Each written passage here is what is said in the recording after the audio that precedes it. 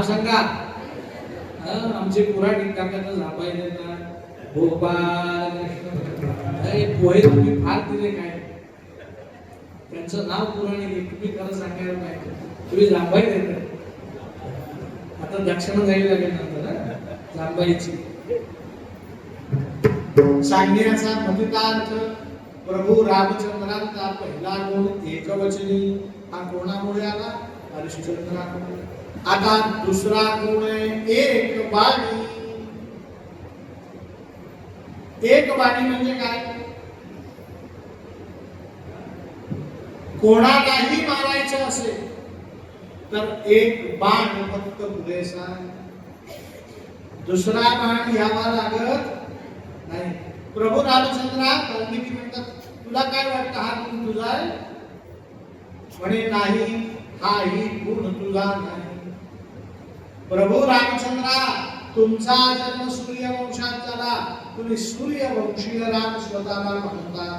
पण तुमच्या सूर्यवंशामध्ये रामापेक्षा एक पराक्रमी राजा होऊन गेला. त्याचं नाव राजा रघु.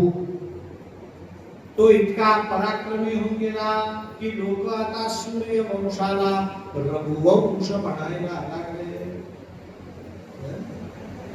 हा एक बाणी दुनिया रघुराजा करणारा. म्हणजे कसं? म्हणजे या भूतलावरती रघुराजा एवढा शूरवीर धीर पुरुष जन्माला आलेला नाही. पण या रघुराजाचं वैशिष्ट्य होतं की हा रघुराजा काय करायचा? प्रजेचं पालन राजा म्हणून अत्यंत पुत्र भावनेने करायचा. रामायण सांगतोय मी नीट ऐका. प्रत्येक राज्यातल्या लोकांकडून हा कर कसा घ्यायचा? राजाला कर घेण्याचा अधिकार आहे की नाही? वाल्मिकी रामायण सांगतो कर कसा घ्यावा, टॅक्स, इन्कम टॅक्स कसा घ्यावा, त्याचा स्लॅब कसा असावा, इन्कम टॅक्स किती रुपयावर इन्कम टॅक्स असावा, किती रुपयावर नसावा. वाल्मिकी रामायण सांगतं राजाने कर टॅक्स कसा आकारावा. म्हणजे ज्याप्रमाणे मधमाशी फुलावरती बसून फुलातला परागकण काढते, मधाचा कण काढते, त्यावेळेस तो काढत असताना फुलाला यत्किंचितही त्रास देत नाही. किंबहुना फुलाला समजतही नाही तिच्यातला परागकण मधमाशीने काढला. तद्वत राजाने प्रजेच्या खिशातला पैसा त्याला कळणार नाही, समजणार नाही इतक्या सौम्य प्रकाराने टॅक्स घेतला. आवाजा सवा टॅक्स द्यायला काही नाही, परवानगी नाही. हा रघुराजा कर घ्यायचा आणि करातनं लोकोपयोगी काम करायचा. आणि लोकोपयोगी काम करून मुळातच कर कमी घ्यायचा. लोकोपयोगी काम करायचा. वर्ष झालं की त्या करातला 100वा हिस्सा कितवा स्वतः घर खर्चासाठी घ्यायचा. आणि 3 वर्ष घर खर्चासाठी जो पैसा घेतला तो पैसा 3 वर्षांनी जो पुरेल त्या उरलेल्या पैशाने विश्वजित नावाचा यज्ञ करायचा. कुठला यज्ञ? आणि सगळं धन परत प्रजेमध्ये वाटून टाकायचं. 13 तुझको अर्पण. एक दिवस या रघुराजाने विश्वजित यज्ञ केला. सर्व रक्कम उरलेली लोकांमध्ये वाटून टाकली. काल संध्याकाळी रक्कम वाटली, रात्र झाली. आज पहाटे त्या रघुराजाच्या झोपडी समोर, झोपडीत राहायचा बरं का, राजवाड्यात नाही राहायचा रघुराजा. झोपडी समोर उपमन्यू ऋषींचा शिष्य कौत्स नावाचा ब्राह्मण आला. कोण आला? कौत्स. रघुराजाने स्वागत केलं. म्हणे कौत्सा इकडे कुठे येणं झालं? उपमन्यू बोलू तुझे ठीक आहेत ना? रघुराजा किती प्रजा पालन करत होता. म्हणे मागच्या वेळेस मी उपमन्यू ऋषींच्याकडे आलो होतो त्यावेळेस त्यांच्या आश्रमामध्ये एक हरिणी गर्भिणी होती. तिचं बाळंतपण व्यवस्थित झालं ना? बघा राजाचं किती बारीक लक्ष आहे. कौत्साने सांगितलं सगळं व्यवस्थित आहे महाराज. म्हणे मग आज येणं कसं झालं? तो कौत्स ब्राह्मण रडू लागला. त्या कौत्साने सांगितलं, तुमच्या परवानगीने थोडा पाय फक्त लांब ते बसायला पाय कमी जागा लागेल, हरकत नाही. एक ताट. कौत्स नावाचा ब्राह्मण रडू लागला. म्हणे देवा, फार आशेने तुमच्याकडे आहे. म्हणे काय? म्हणे कालच सकाळी राम प्रहरी माझं अंगानी वेदाश्चत्वारा मीमांसा न्याय विस्तरः पुराणं धर्मशास्त्रंच विद्यायेताश्चतुर्दशा. सर्व विद्या ग्रहण करणं संपली. मी दीक्षित झालो. माझा दीक्षांत समारोह झाला, म्हणजे कॉन्व्होकेशन झालं. कॉन्व्होकेशन माहिती आहे तुम्हाला? पदवीदान समारंभ झाला. मी गुरूंची पूजा केली आणि पूजा केल्यानंतर चुकून माझ्या मुखातून शब्द पडला, गुरुजी गुरु दक्षिणा किती देऊ? असं कधी विचारलं नाही.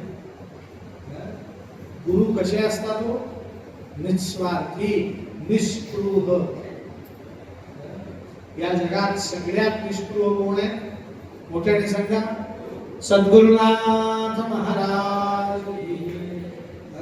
रामायणात, भागवतात, इतर धर्मग्रंथात सांगितलंय गुरु मूळ आहे. गुरु कोण आहे? मूळ.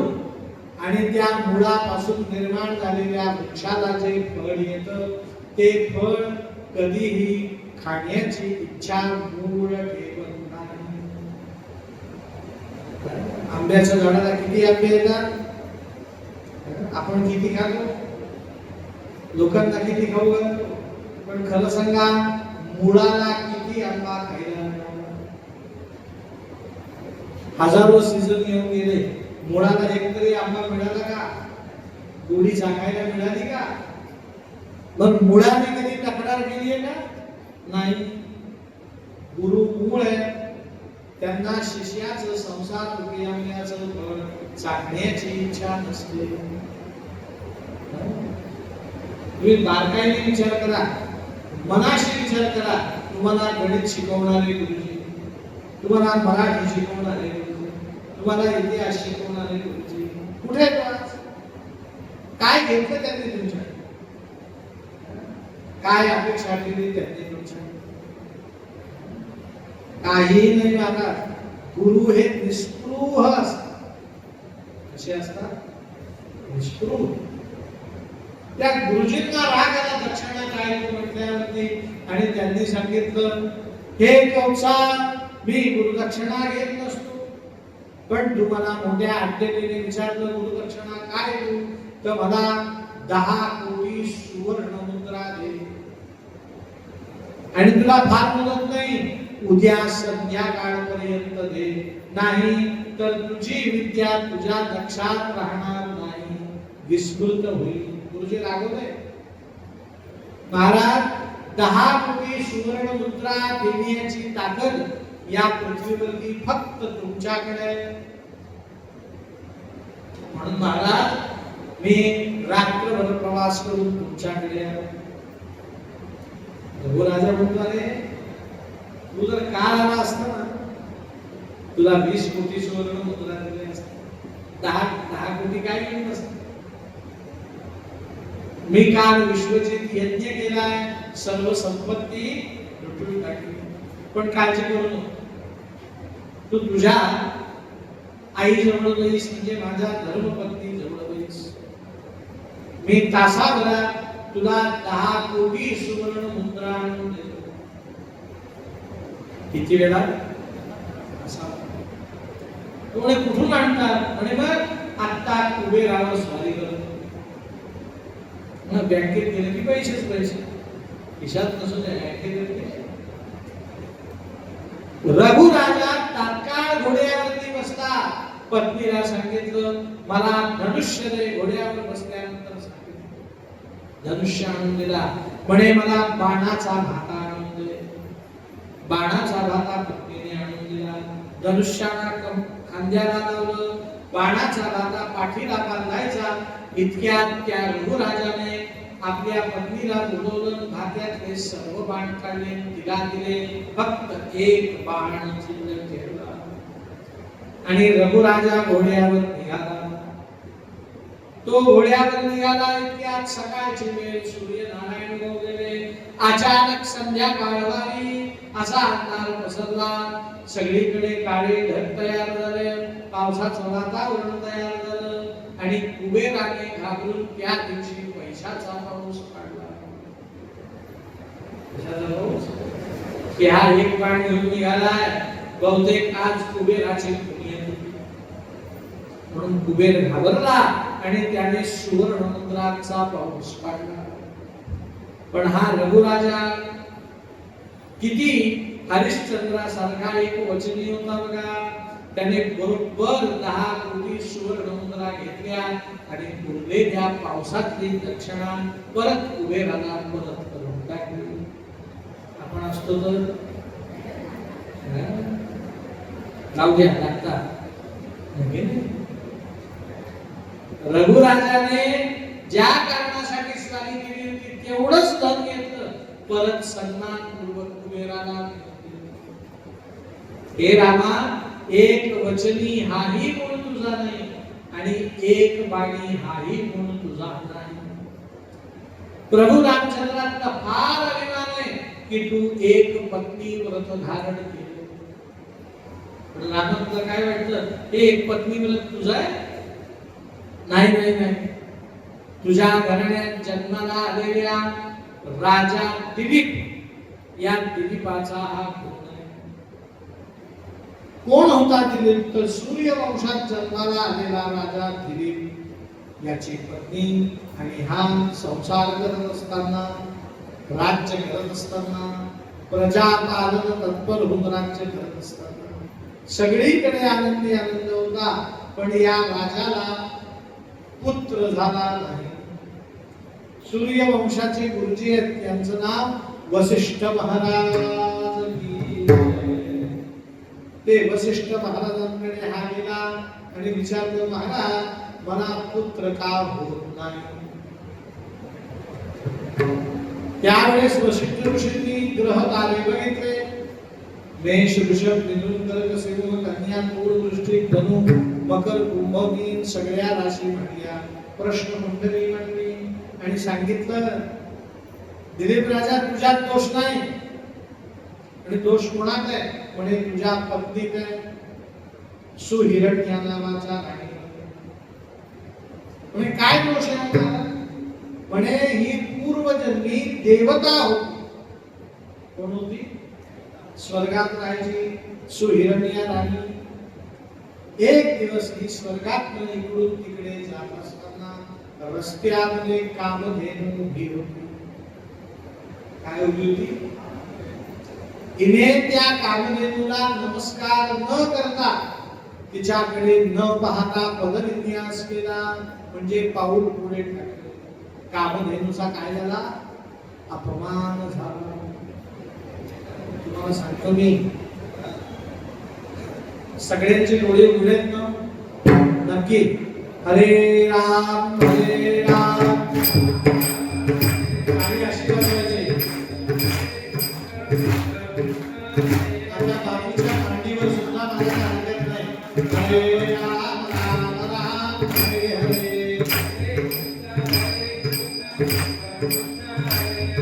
हरे राम हरे राम राम राम हरे हरे. हरे कृष्णा हरे राम राम राम हरे हरे. हरे कृष्णा हरे राम राम राम हरे हरे.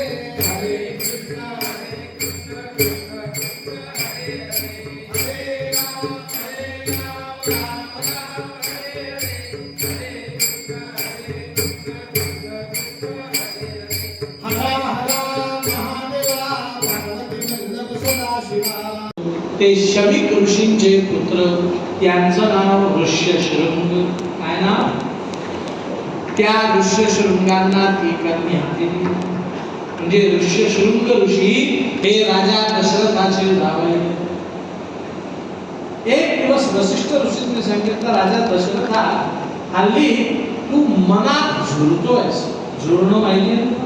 मनातल्या मनात तू स्वतःला खातोयस.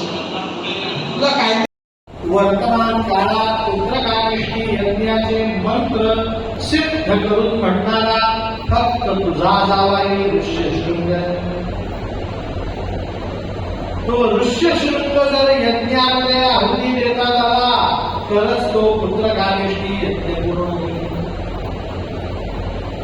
वसिष्ठ ऋषी हा सुंदर विवेचन या ठिकाणी करतात आपल्याला उपदेश की ऋष्यशृंगांनी मंत्र म्हटला तरच यज्ञामध्ये यज्ञ नारायण प्रगटतील आणि तो प्रसाद देईल. त्या प्रसादाने तुला पुत्र येईल. पण मंत्र कोणी म्हटला पाहिजे? मोठ्याने सांगा. ऋष्यशृंगांनी. याचा अर्थ असा मंत्र सारखा असतो पण कोणाच्या मुखातून बाहेर पडतो याच्यावर त्या मंत्राची शक्ती अवलंबून आहे. तुकाराम महाराज पंढरपूरला जात असताना ज्यांनी वारी केली आहे त्यांना माहिती आहे गाडीत धावा असतो. धावा माहिती आहे माहिती की नाही? वारकरी लोक त्यावेळेस धावतात पंढरपूरला भेटले. तुकाराम महाराज चंद्रभागेच्या ऐकली धावा करायचे आणि ऐक तीरावर आल्यावर पैठ तीरावर पंढरपूर असायचं. ते ऐक तीरावरच चंद्रभागेला साष्टांग नमस्कार घालायचे आणि नमस्कार घालताना साष्टांग नमस्कार घालताना 2 हात पुढे करायचे आणि जमिनीवरती लोटांगण घालून म्हणायचे पुंडलीक वरदा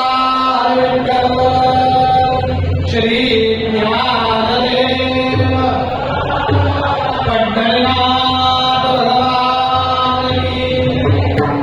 असं म्हणता क्षणी उठू लागायचे. उठता यायचं नाही कारण तुकाराम महाराजांचे दोन्ही हात पांडुरंगाने धरलेले असायचे. पंढरी सोडून येतो पांडुरंग. तुकारामांना गेला पांडुरंग कुठे यायचा? वेशीवरती यायचा. मंत्र कुठला? कुंडली वरदा. एकदा मी पंढरपूरला गेलो म्हणलं आपण ट्राय करू. राहिलो चंद्रभागेच्या तीरावर उभा, शरीर झोपलं. कुंडली वरदा श्री ज्ञानदेव पंढरनाथ पांडुरंग सोडा 2 कुत्रे अंगावर देवा. मंत्र तोच आहे, ठिकाणही तेच आहे, पांडुरंगही तोच आहे पण मुख ते नाही. हा मंत्र म्हणण्यासाठी मुख कुठलं पाहिजे? तुकाराम महाराजांचं पाहिजे. सगळ्यांनी म्हणा सीताकांत स्मरण जय जय राम. श्रीराम जय राम जय जय राम.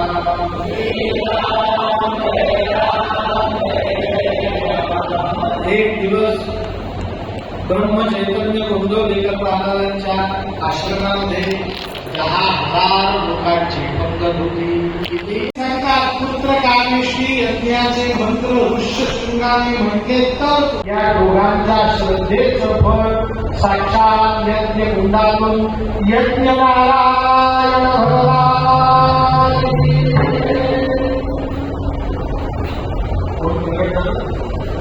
पण यज्ञ नारायण कसा होता? चत्वार श्रीकात्रयो अस्य वारा द्वेषी रेमे सप्तहस्तासु अस्य त्रिकाबद्धो वृषभोरो रविमहो देवो मर्त्याम् आदिदेशो. तो साक्षात यज्ञ नारायण हिरण्यवर्णः सोन्यासारखा दिसत होता. अग्नी कसा दिसतो? त्याच्या हातात सुवर्ण स्थाली होती आणि ती सुवर्ण स्थाली घेऊन राजा दशरथा हे पायसभा. दशरथा तुझ्यासाठी कामधेनुच्या दुर्भावनी ओजळीचे भगवान. दशरथा हे पायसभा. कामदेवीच्या दुधामध्ये बनलेली अत्यंत श्रेष्ठ शक्ती असते अशी ही कामदेवीच्या दुधाचा प्रसाद खीर तुला भक्षण कर तिन्ही राण्यांना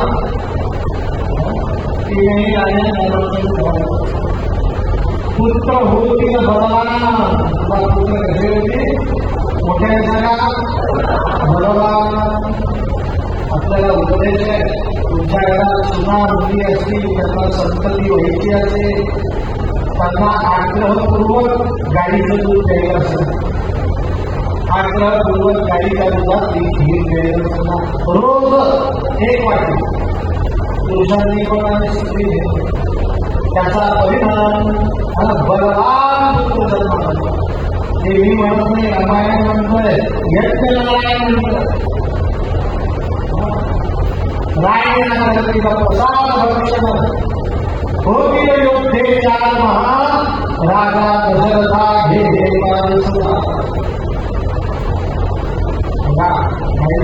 फार जीवित ताकद असते का या जगात सर्वोत्कृष्ट टॉनिक कुठलं बोर्नविटा नाही च्यवनप्राश नाही हॉर्लिक्स नाही ग्लुकोन डी नाही ग्लुकोन सी नाही जगात सर्वोत्कृष्ट टॉनिक पहिलं गाडीच्या तुपातला शिरा कुठला मला जर सकाळी उत्कृष्ट नाश्ता करायचा असेल तर ब्रेड बटर उपमा डोसा इडली पोहे खाऊ गाईचा शिरा गाईच्या तुपातला जेवढा रवा तेवढा त्याच्यात एवढं तूप आणि तिप्पट दूध मूठभर म्हणता 4 काजू 4 बदाम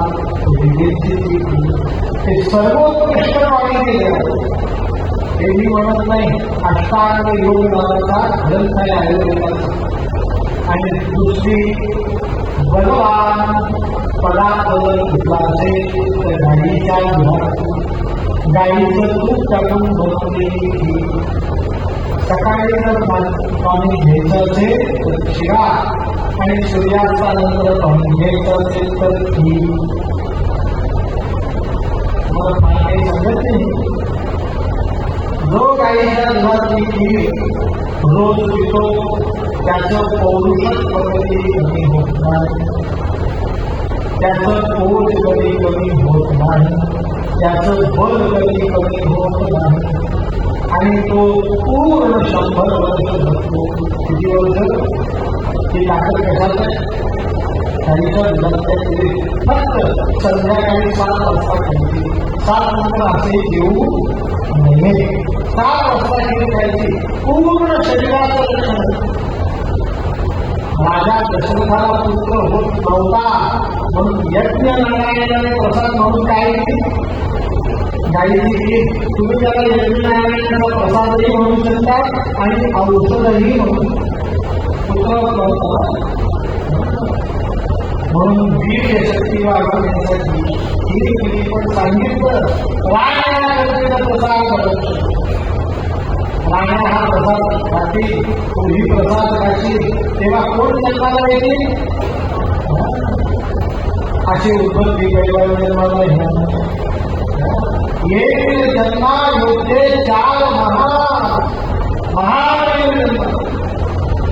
एका वाक्यात विषय म्हणतो राम लक्ष्मण भरत शत्रुघ्न गोपाळ कृष्ण असा पुत्र नातू व्हावा वाटत असेल तर सुनेला हंतीला काय बोलला खीर चारशे रुपये होता 2 मिनिटाचा नवा घरी आणून नवा च्यवनप्राश आवश्यक आहे आपलं आयुर्वेदिक औषध आहे पण ते वृद्धापकाळात खाण्याची गरज खरं बोल कशात नारायणची लाट म्हणजे सत्यनारायणाला दाखवतात म्हणून त्याचं नाव नारायणची लाट आणि नारायणी अत्यंत शुद्ध बुद्ध पदार्थ राजा दशरथाने तो पायसी घेतला यज्ञ नारायण अदृश्य झाला आता त्याच ठिकाणी वसिष्ठ ऋषींनी राण्यांना खीर खायला सांगितली काय झालं त्यावेळेस सुमित्रेला काही कारणास्तव ब्राह्मणांना दर्शन आले म्हणून बाहेर जाऊ म्हणून राजा दशरथाने केळीचे 2 भाग केले. पण कैकेयीने विचार केला आपण तीनही सहज म्हणून राहतो बहिणी सुमित्रेचा सुद्धा या केळीच्या वाटात कैकेयी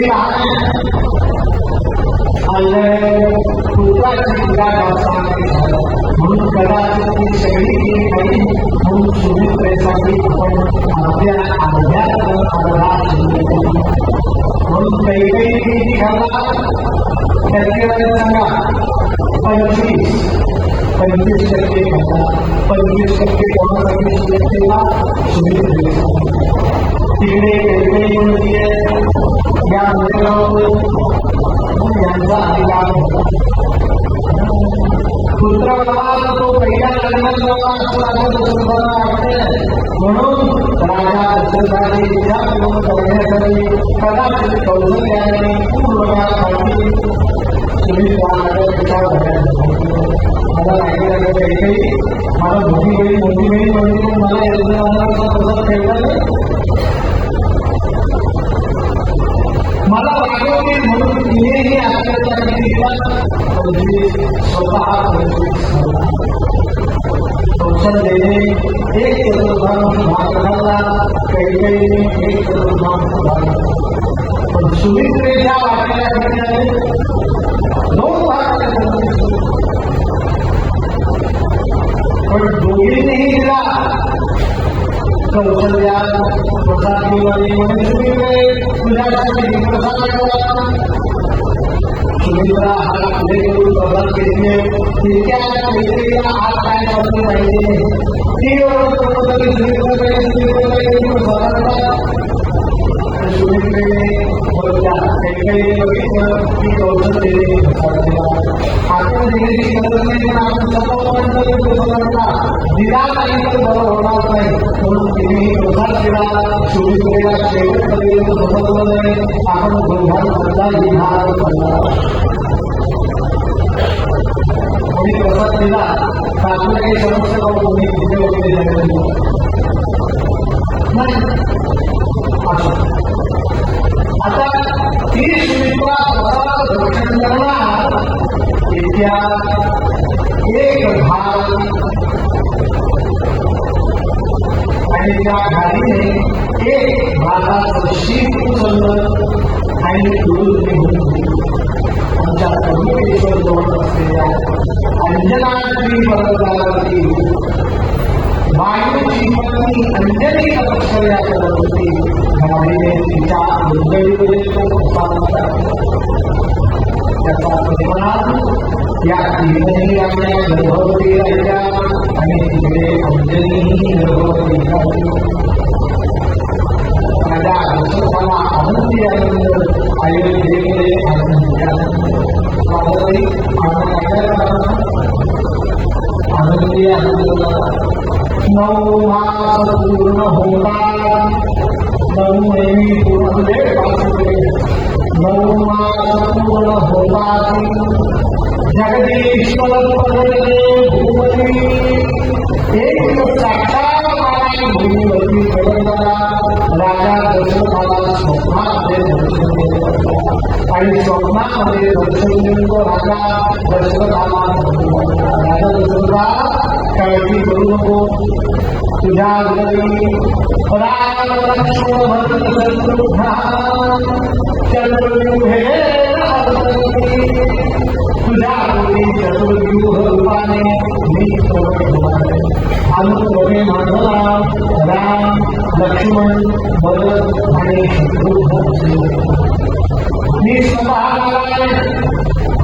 माझं शंखचक्रचा अपमान करतो अनुक्रमे लक्ष्मण भरत आणि शत्रुघ्न जन्मावले काळजी करू नको तू आला की तुझ्या मुलीचं नाव साथ होईल अयोध्या इथे होणार सगळं मंगळी काळजी कोण आहे मंगल मी मंगळाचंही मंगळ आहे तू काहीही काळजी घेऊ नको. आता राजा दशरथाला आनंदी आनंद झाला. आता राजा दशरथाला एका गोष्टीची जाणीव आपलं रामायणात राजा दशरथाला रसिक म्हणते. रसिक शब्द माहिती रसिक म्हणजे काय प्रत्येक गोष्टीचा आनंद घेणारा त्याला काय करायचं रसिक. अयोध्येला रसिक म्हणून रोज रामाला रोज शरीर प्रत्येक मंदिर थोडीशी वैदिकी त्याला जे जे सांगायचे ते करतो. पण ते करत असताना तो रसिकतेचं भान भान असा पुरुष रसिक. राजा दशरथाने तुला सासूबाई नाही आहे तर तुला काही त्या कौशल्यासाठी मला खूप काही म्हणे मला भान परिवार मला ऋषी मुनींचा सान्निध्य त्यांच्याकडनं गुणांचं ज्ञानाचं परिशीलन करावं वाटतं. आणि महाराज माझी इच्छा मला धनुष्यवान म्हणून या पृथ्वीवरती असणाऱ्या अन्याय करणाऱ्या माणसांचा राजा दशरथाच्या लक्षात आलं ही आपली पत्नी बोलत नाही. ती बोलते आपले गर्भात कसं वाचलं असतं तसं आई डोळ्याने डोळा इतक्या महिन्यात लागतो पहिल्या महिन्यात लागत नाही डोळा दुसऱ्या महिन्यात लागत नाही तिसऱ्या महिन्यात चौथ्या महिन्यात म्हणजे काय 3 महिन्यात आई जे लागते ते मुलाला ग्रहण करतो आणि परत आई मिळते. म्हणून पहिले 4 महिने आईला मला लोकांना पाहिजे तुमच्या कल्याण इथे मनशक्ती केंद्र आहे. कोणाला ऐकलं पाहिजे तिथे गर्भसंस्कार केला. एखादी गोष्ट लक्षात ठेवण्यासाठी कुठला आग्रह लागतो मेंदू. आणि मेंदू कधीपर्यंत काय करतो जोपर्यंत मेंदूमध्ये पुरेसं पाणी शरीर पुरवठा करतो. ज्याप्रमाणे देण्यामध्ये आकार कमी असतं तसं आपला मेंदू पाण्यामध्ये मला अजून 30-40 वर्षांनी असे सध्याचे अनुभव घेतला 40 वर्षांनी काही बोलू नका. 40 वर्षांनी मला भेटायला आले आणि भेटून आलो काही मला ओळखतो त्यांना म्हणते बाजूला मला एकही म्हणता आलं नाही. त्यांना त्यांच्या मुलांना सांगितलं आणि आम्ही मलाही ओळखतो. असं काय होतं तर मेंदू असतो तर मेंदूच्या भोवतीचं पाणी संपलेलं असतं. आता हे तुम्हाला काय सांगितलं तर 9 महिने 9 दिवस गर्भ पाण्यात असतो आईचा गोळा. आणि त्यावेळेस मेंदूला जेवढं पाणी पाहिजे त्याच्यापेक्षा काही कधी पाण्याचा पुरवठा अधिक होत असल्या कारणाने जन्माला आल्यानंतर जे लक्षात राहतं त्याच्यापेक्षा मनशक्ती केंद्रात निश्चित केलं 10,000 पट जास्त गॅस्ट्रिक पॉवर असेल. म्हणून कोणी गर्भवती असेल तर भांडवल नाही, कोणी गर्भवती असेल तर मामा नाही होता, कोणी गर्भवती असेल तर त्याने कारण गर्भामध्ये जे संस्कार होता तेच खरे संस्कार. पण हल्लीचे डॉक्टरमध्ये विचित्र स्त्रीला गर्भ राहिला सकाळी तुम्ही की डॉक्टरांकडे चालले जाईल आणि डॉक्टर मुलांना प्रश्न सांगतात दिवस आहे विचित्र वापरतात वेळ वेळ काय वापरतात म्हणजे आता आपलं काय शुद्ध येते काही वेळा बेडमध्ये सासूबाईमध्ये किचनमध्ये बरं शुद्ध झोपून किती वेळ झोपतो रात्री आता युट्यूबमध्ये आता एक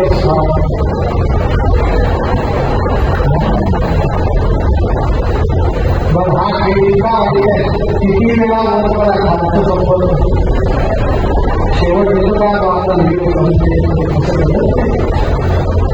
मग ती आई काय करणार आमच्याकडे घेतली मोबाईल दिल्याशिवाय हा घेतो टीव्ही पाहिल्याशिवाय हा घेतो आता तिला कोणी सांगायचं बरं की तू किती मोबाईल पाहिला पडला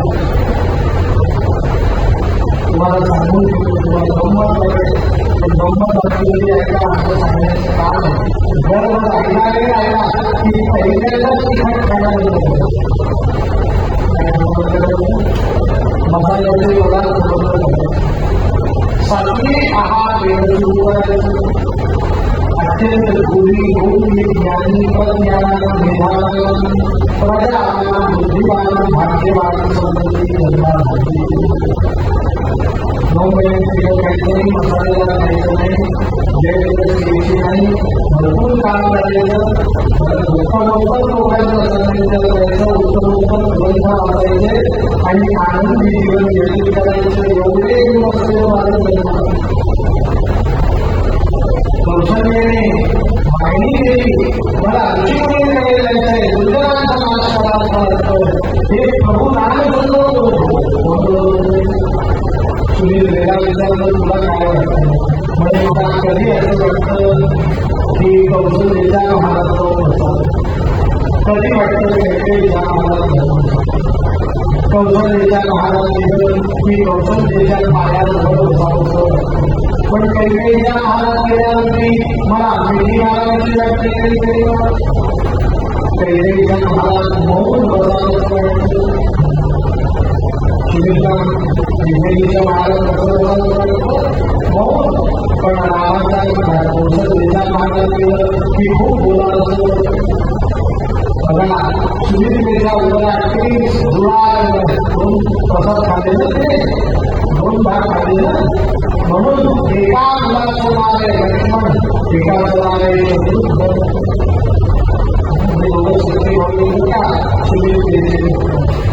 ती म्हणते कौशल्याच्या नावाने खूप बोलावं पडतं मी सांगतो सुनील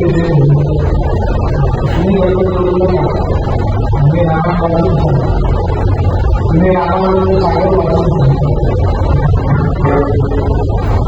सुमित्रेच्या महाराज सुमित्रांचे कौशल्याच्या महाराज खूप बोलावं असं वाटतंय कारण कौशल्याचा महाराज जाणारा गौरव लक्ष्मण तो खूप बोलतो वेळ प्रसंगी रामाला पण तो म्हणतो तुम्ही समजे त्या कैकेयीच्या महाराज मौन राहण्याचं वाटतं कारण ते शत्रुघ्न आणि रामायण तुम्हाला एकच वाक्य सांगतो सगळं रामायण तुम्हाला सांगतो पण शत्रुघ्न 5 वेळा सुद्धा कारण शत्रुघ्न पूर्ण रामायण काय मौन शत्रुघ्नाला मौन म्हणतो पूर्ण रामायणात शत्रुघ्न भाग आहे तो मौन आणि ज्यावेळेस कैकेयीचा महाराज करतो त्यावेळेस ही कैकेयी सांगते मला काय माहिती काय करतं असं वाटतं कौशल्याचा महाराज करतो कैकेयीच्या कौशल्याचा महाराज करून कैकेयी म्हणते तिच्या चपला पादर प्राण हातात मिळाले आणि डोक्या डोळ्यात कारण तिच्या घरात कोण वाटतं माझ्या दशरथाने वशिष्ठ ऋषींना या गुहाट्याच्या संदर्भात भक्ती दिली वशिष्ठ ऋषींनी सांगितलं राजा मी ऋषी आहे, ब्रह्मर्षी आहे, ब्राह्मण मुळात जन्मला म्हणून मी हे सर्व जाणतो, तुला एवढंच सांगतो की तुझ्या घरी जन्माला येणारे सामान्य वस्तुता तुला यथार्थ माहिती द्यायला पाहिजे. तुला स्पष्ट सांगतो कोण जन्माला येणार आहे याच्या पूर्ण मला हे जातं, तर मी तुला कारण असो. माझा दशरथाचा घरी आनंदी एक दिवस वसिष्ठ ऋषी आले, पुणे राजा दशरथा काही माणसं लागला, याला मधुमास म्हणतात. या मधुमासा तुझ्या घरी आलेला पाहिजे. राजा दशरथाने अनेक कोणी चढली देवाला बघतो, कोणी रुद्राचा बघतो, कोणी गणपतीला बघतो, कोणी सूर्याला बघतो, कोणी नारायणाला बघतो. अयोध्येच्या मंदिरामध्ये जाऊन जगाला बसेल, त्याच्या देवतांची पूजा होईल, शरीर उदरली महाराजांनी मुक्ती करायला प्रारंभ झाला. अनेक सुवासिनी येतात, स्नान करताना दादा दिसून आले. सगळीकडे देवताचा तुझा पण आनंदी एक गोष्ट मात्र अशी घडली आहे की आकाशामध्ये रोज दुपारी 12 वाजता येणारा सूर्य अधिक तप्त होऊ लागला. सूर्य नारायणाची ही कृष्णता जनसामान्यांना परिणाम वशिष्ठ ऋषींचा सगळ्यांनी हात जोडला. फार महत्वाचा आहे धर्माचा अधिकार.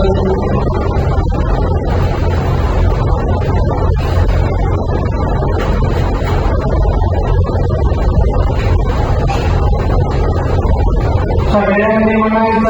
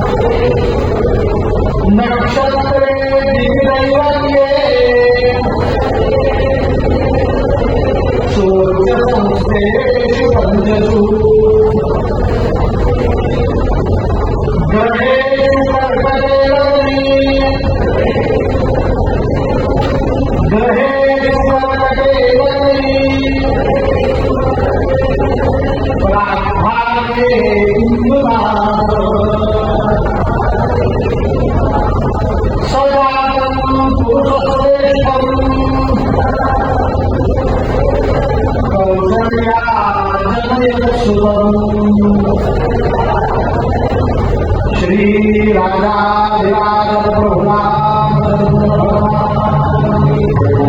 एक दिवस ब्रह्मदेव या धर्मामध्ये प्रवेश झाले आणि या धर्मामध्ये असलेल्या रामाला सांगितले हे नारायणा तुझ्या धर्मासाठी नारायणाने विचारलं कुठला मंत्र सांगितलं चैत्र शुक्ल पक्ष नवमी तिथी मंगळवार सूर्य मेष राशी उच्चीचा असताना तुळा राशी शनीचा असताना मकर राशीमध्ये मंगळ उच्चीचा असताना कर्क राशी गुरु उच्चीचा असताना त्या गुरुच्या जवळ मिथुन राशीमध्ये चंद्र असताना कर्कटकामध्ये तुला जन्मला असा मुहूर्त लागला. राम आला हा मुहूर्त उद्याचा भगवान नारायणांना ब्रह्मदेवाने सावध केलं. आता आज चैत्र पक्ष परिपूर्ण नवमी तिथी. आजची नवमी तिथी कशी आहे मागण्याकडे बघण्याकडे बाकी काय माझ्याकडे तिथी कशी आहे नवमी पूर्ण. आज तिथीचा क्षय नाही, तिथीची नाही, परिपूर्ण नवमी तिथी होती. त्या नवमीच्या दिवशी दुपारी 12 वाजता सूर्य मेघराची पृथ्वीला परमोच्च शोभात जात असताना या भूतलावरती अवतार घेतला. कोणी सगळ्यांनी हातून म्हणायचं वेदांती जे वर्णिले ब्रह्मकारो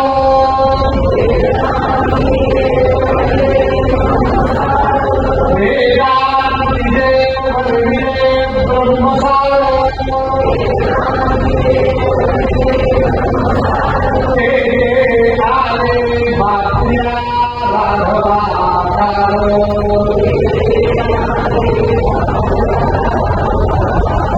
धन्यकौसल्या गणभाती सुभाती न्यकौसल्या गणभाती सुभाती रामा जन्मदा कांती शोभे सुभाती.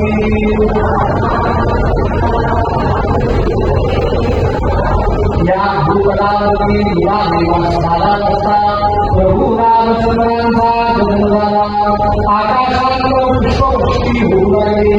स्वर्गात देवदेवता अप्सरा नगरनागरिकांना नृत्य करू लागले. सगळ्यांनी भगवंतावरती पुष्पवृष्टी करून आनंदाने देवाला नृत्य करायला सुरुवात केली. सगळे देवदेवता यक्षकिन्नर गणराया करू लागले. लोकाभिरामं रणरंगधीरं राजीवनेत्रं रघुवंशनाथं कारुण्यरूपं रत्नाकरं राजाधिराज चैत्र महिना नवमी पुनर्वसु नक्षत्र. या पुनर्वसु नक्षत्रावरती दुपारी 12 वाजता अयोध्येमध्ये श्रीरामचंद्रांचा जन्म झाला. राजा कौशल्येला महाराजांनी सगळे चौघडावा पण राजा दशरथाची चिंता काही आता इकडे कौशल्याने सुमित्रेला सुरू झालं. श्रीरामी सांगतात दुसऱ्या दिवशीची सकाळ तिथी सूर्योदय झालेला नाही म्हणून बदललेली नाही. नवमी वार मात्र बदललाय. नक्षत्र पुरुष आणि या पुरुष नक्षत्रावरती बुधवारी नवमी तिथीच्या दिवशी श्री सुमित्रा यांनी 2 पुत्रांना जन्म दिला. श्री लक्ष्मण महाराज श्री शत्रुघ्न महाराज. हा राजा दशरथाला 2 चिंता संपल्या. 1 चिंता शिल्लक. तुम्हाला अजून सर्व उद्याच्या कथेची प्रस्तावना राजा दशरथाची कैकेयी ही आवडती होती. तिच्याबरोबर राजा दशरथाचा हा मुद्दा म्हणजे शब्द समजेल म्हणून सॉफ्ट चांगलं. तर राजा दशरथाचं वय आता 14 अशी आहे. कैकेयी मात्र अजून संपन्न. आता कौशल्य करून नये सुमित्रा करून नये कैकेयी दृष्टी करू नये. ती विद्या विनय संपन्न. तिच्याकडे विद्या सुद्धा आणि विनय सुद्धा आणि तिचा मार्ग मार्ग करणारा प्रत्येक शब्द जणू मनात बाहेर काढतो. प्रत्येक शब्द कसा जणू मनात मार्ग विनत काही बोलली की मनात बोलून शब्द. आणि राजा दशरथाला तिच्या काळात ते शब्द उमरले नुसते शब्द मधुरे असते ते आश्वासन अशी बोलणे आश्वासन पाहिजे. आमच्या भाषेचा आवाज मित्रांना मधुमेह काय होता. मधुमेह म्हणतात काय ते दिवस आमची थोडी साखर पकडते शिवाय आणि उपाशी कोणी म्हणायची की उपाशी कोणी कोणती आणि दिवशी आश्वासन काय असतं ते डॉक्टर इतके आमच्या वडिलांना फडफड ठिकाण टाकले का ठिकाण वाढले का मी सांगतो त्या औषध घ्यायला नको मी सांगतो ते फक्त पाळायला नको व्यायाम करायला नको बोट घ्यायचं मला काही साखर द्यायची आणि ती उपाशी कोणती गोष्टी घालायची त्या आमच्याकडे मला सांगते डॉक्टर बोलतो हा सकाळी खूप बोलतो साखर माझ्या तर त्यांच्या एका निर्माण नाशिक आहे डॉक्टर लोकांना त्यांचं नाव महाराष्ट्र त्यांच्याकडे त्याच दिवशी साखर तपासली या डॉक्टरकडे जर 200 भरली होती त्यांच्याकडे झाली होते 202 झाली त्यांनी आमच्या वडिलांना सांगितलं मोहन किती साखर मिळाली 200 भरली मोहन बाळा साखर 200 साखर उपाची तुझी पाहिजे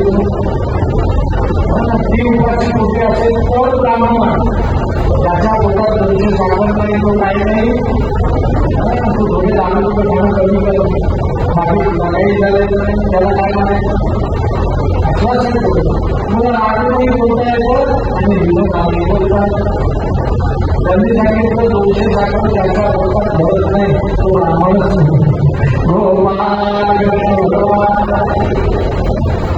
ही काही आश्वासन बोलते आणि ती राजा दशरथाने तिच्या आहारात आता दिवस बदलला सूर्य परत माध्यमांना राहिल्या चैत्र महिना शुक्ल एकादशी तिथी कुठली गुरुवार पुष्य नक्षत्राची राजा विराजश्री भरत महाराज 10 दिवस राजा दशरथाने उत्सव साजरा केला अनेक प्रकारचे धान्य 11व्या दिवशी घरात गाय वासरू वाढलं तिला घरात फिरवलं पडलं राजा दशरथाचं सूर्य संपलं गणपतीची पूजा केली पुण्या नावाचं केलं मातृभावापूजन केलं वसुधारापूजन केलं आयुष्य पूजन केला नागरीचा केलं आणि केल्यानंतर श्री कौशल्या पुत्राने तांदळाची खीर महाराजली आणि सरते शेवटी जायफळ टाकायचं म्हणून जायफळाची डबी उघडली आणि जायफळाची छोटी डबी ओतली खीर हलवली चूल बंद करून टाकली आणि झाकण ठेवून दिलं आणि तिकडे डाळ तांदूळ शिजत ठेवलेले भात शिजला साधं वरण काय होतं की नाही वरण पोळी तुम्हाला ते साधं वरण बनवत आहे त्या वरणाला चव फक्त 2 गोष्टींनी येते एक मीठ आणि एक हिंग त्या वरणात चव कशाला मिठाने आणि हिंगाने ते प्रमाणात टाकलं मला आणि 2 पोळ्यांचा काला केला जळगावचा झालं मला वरण शिजलं आता त्याच्यात मीठ टाकलं आणि हिंग टाकण्यासाठी हिंगाची डबी घेतली लक्षात आलं हिंगाची डबी रिकामी अरे हिंगाची डबी रिकामी होती शंका आली जायफळाची डबी भरली त्या बाईने जायफळ म्हणून काय टाकलं होतं खिरीत गोंधळीकर महाराजांना समजलं त्यांनी मगा सांगितलेले 2 मंत्र म्हटले सीताकांत स्मरण जय